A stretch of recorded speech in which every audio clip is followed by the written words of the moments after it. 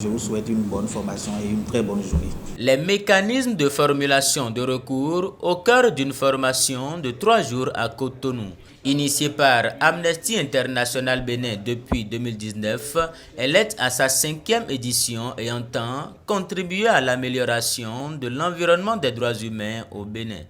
Les questions de droits de l'homme sont présentes dans nos vies, dans nos communautés, dans nos concessions, dans nos hameaux, partout au Bénin. Et il y a de petites situations. Plus on est éveillé, on pourrait contribuer à corriger ces genres de situations. Et c'est à cela que nous vous invitons. Le formateur principal est là ce matin. Il sera là demain et dimanche également. Donc ça va être pour vous l'occasion de lui poser toutes les questions. À la fin, on aurait aimé que chacun de vous devienne effectivement un citoyen engagé dans sa communauté. Vous avez été choisi parmi un certain nombre de candidatures que nous avons reçues. Et ce serait une perte pour nous de vous avoir juste présentement et après de vous perdre sur la durée.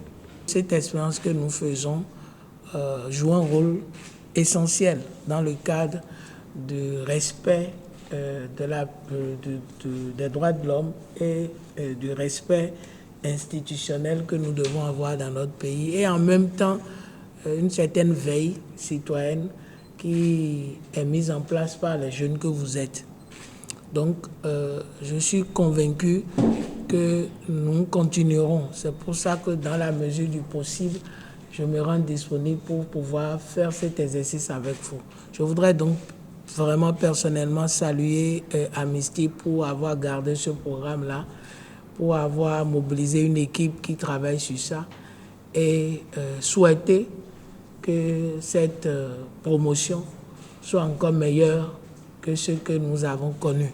Les mécanismes de protection des droits humains comme dernier rempart face à l'arbitraire au sein des États. C'est le thème de cette conférence inaugurale de la formation à laquelle participent une vingtaine de jeunes.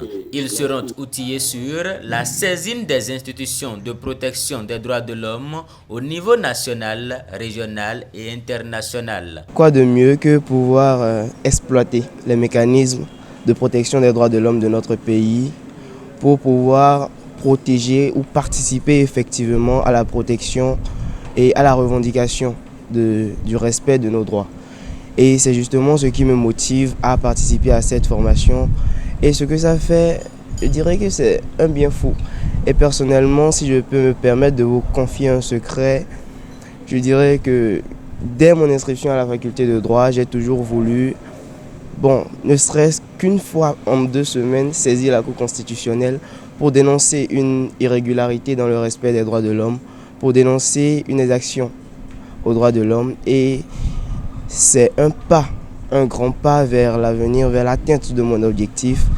Et c'est justement ce qui me ravit de participer à cette formation. C'est une grande chance pour moi. Participer à la formation sur le recours, c'est un peu un moyen d'acquérir plus de connaissances pour pouvoir éventuellement faire des recours si un jour j'en ai envie. Le fait de pouvoir acquérir ces connaissances me permettra au moins d'être mieux outillée si un jour j'ai envie de faire un recours, notamment devant la Cour constitutionnelle. Il se pourrait que face à certaines situations, les dispositions, les instruments ou les institutions que nous avons au plan national n'arrivent plus à répondre convenablement aux attentes ou aux desiderata des plus faibles.